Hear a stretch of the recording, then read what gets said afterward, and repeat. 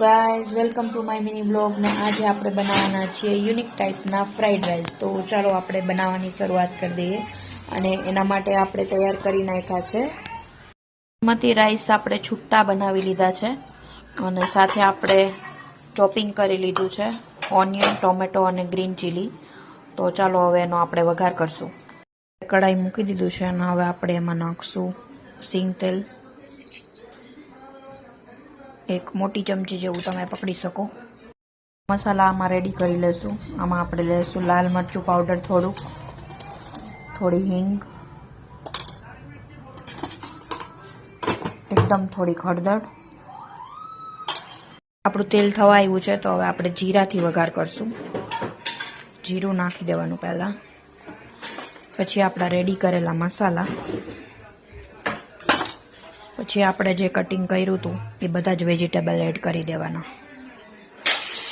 આપણે એમાં એડ કરશું કિચન કિંગ મસાલા થોડુંક અને સાથે જ આપણે અલગ ફ્લેવર માટે આપશું પાઉંભાજી મસાલા અને સાથે થોડીક આપણે એડ કરશું શેજવાનની ચટણી, જે થોડુંક ટેંગી અને તીખો તમને ટેસ્ટ આપશે.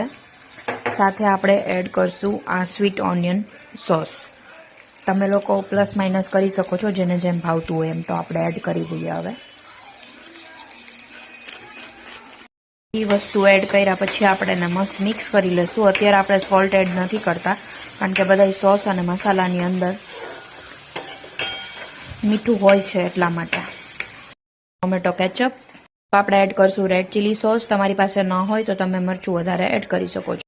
સોસ એડ કર્યા પછી આપણો મસ્ત મજાનો મસાલો રેડી થઈ ગયો છે. હવે આપણે એમાં એડ કરી દઈશું આપણા રાઈસ.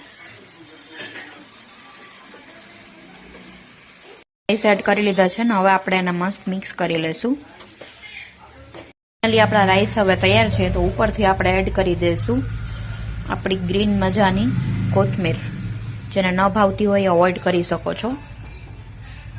સર્વ માટે રેડી છે અને આપણે ઉપરથી થોડુંક ચીઝ એડ કરી દઈશું એટલે એકદમ મસ્ત મજાના બાર જેવા જ યુનિક ટાઈપના આપણા ફ્રાઈડ રાઈસ રેડી થઈ જશે.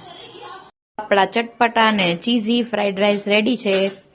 ચાલો બધાય જમવા. મારા રાઈસ તો તૈયાર છે. તમારે ત્યાં કેવા રાઈસ બને છે કોમેન્ટ કરીને જરૂર કહેજો. હું તો મારા રાઈસ ટેસ્ટ કરી લઉં છું. તમે મને કોમેન્ટ કરીને કહેજો તમારા ઘરે કેવા રાઈસ બનાવે છે. મળીએ ફરી નવા બ્લોગ સાથે. ત્યાં સુધી બાય બાય.